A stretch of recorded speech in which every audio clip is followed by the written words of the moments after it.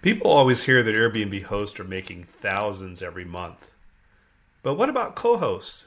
Are they actually earning a full time income? Or is it just a little extra cash on the side?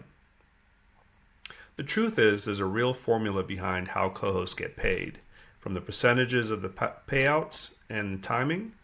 And once you understand it, you can predict exactly what you'll make every month. So let's break it all down with real numbers and real examples so you can see what's actually possible in this video. I'm going to walk you through exactly how co-hosts get paid, how those percentages are calculated, what kind of income you can expect from different property sizes, and how to know whether co-hosting could actually replace your 9 to 5. Before we dive into the numbers, let's go back to when Airbnb first started. Back then it was simple. You listed your spare room, guests booked, and that was it.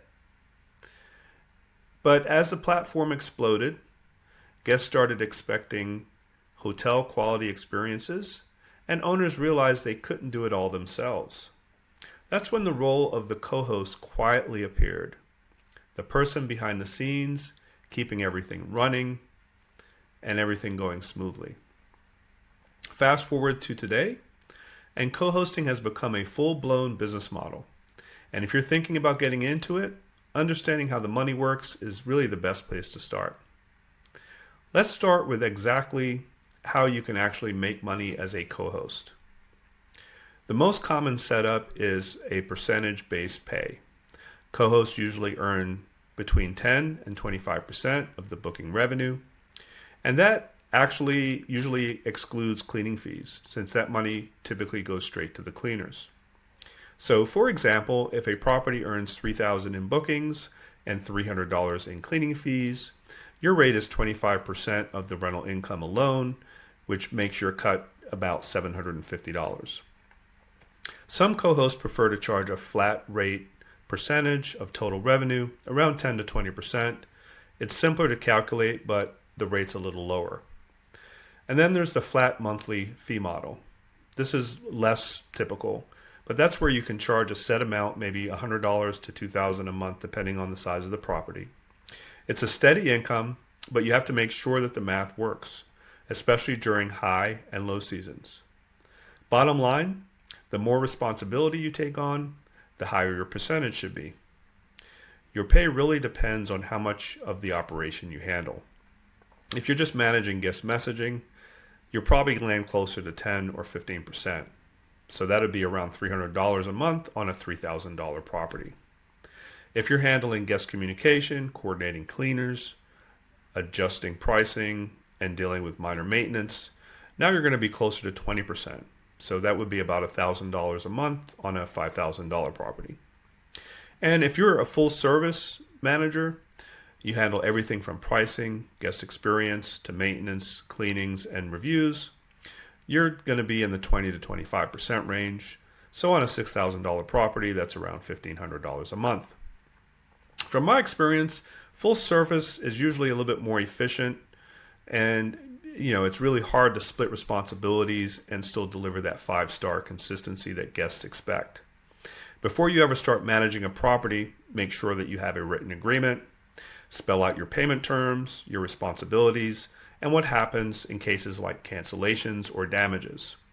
That clarity not only builds trust with the property owner, it protects your time, your effort, and your pay. Here's the good news. Airbnb makes the payment process super easy. The host sets up a co-host payout rule, and once you accept it, Airbnb automatically sends your share, usually the day after the guest checks in. That means you're getting paid as bookings happen, not just once a month. So if you manage multiple listings, you'll see smaller payments coming in all week long, which kind of keeps a steady cash flow. You can track everything inside Airbnb's earnings dashboard, every payout, every reservation, and what your exact percentages end up being. If you're not using the automatic split feature, you can always invoice the owner directly or set up a monthly transfer. But definitely get it in writing to avoid any confusion. Let's look at some realistic examples. A one-bedroom apartment might bring in around $3,000 a month. If you're earning 25%, that's $750 for you. A 5-bedroom, on the other hand, might gross $6,000, and your 25% cut would end up being around $1,500 a month. We also have at the top end on luxury lake homes that typically gross $20,000 a month or more. That could pay you a $5,000 management fee just for managing that one property. I've managed lake homes like that, and yes, the payouts can be amazing, but they also come with more moving parts, higher guest expectations, luxury amenities, and more maintenance. Smaller homes don't pay as much, but they're usually easier to fill and manage consistently. Your market also makes a huge difference. The national average Airbnb host earns about $14,000 a year. So if you're earning 20% as a co-host, that's about $2,800 a year per property. But in top vacation markets, think Florida beaches, Colorado ski towns, or Hawaii, those numbers can double or even triple. The same effort in a stronger market can mean 2 or 3 times the payout. Also remember, seasonality matters. Beach towns crush it in the summer, ski markets peak in winter. Knowing your area's high and low seasons helps you plan your cash flow and set realistic expectations. Once you've built your systems, co-hosting becomes repeatable. Start with one property, perfect your process, and then add another. If you manage 5 properties averaging $5,000 a month at 25%, you'll be bringing in about $6,250 a month or $75,000 a year. I use tools that automate messaging, sync calendars across platforms, coordinate with cleaners, optimize pricing, and then I also have virtual assistants and AI tools that handle a lot of the guest screening, owner updates, and back office tasks. But scaling isn't just about adding more listings. It's about keeping your quality high. You'll need systems for communications, reviews, and team training to keep every guest experience consistent. And don't forget to track your business expenses.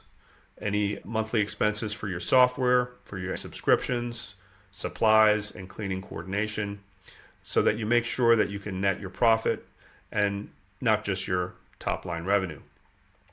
Run your co-hosting business like a real business from day one, and you'll grow faster and have more sustainability.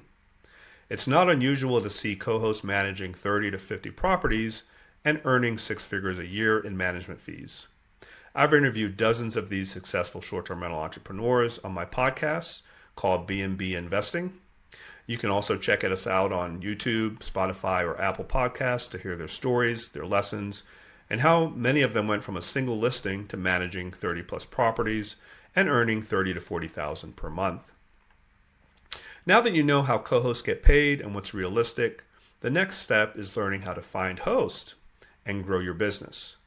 So in the next video, I'll walk you through how to connect with property owners who need your help and how to build a steady pipeline of new clients. Click right here to watch now.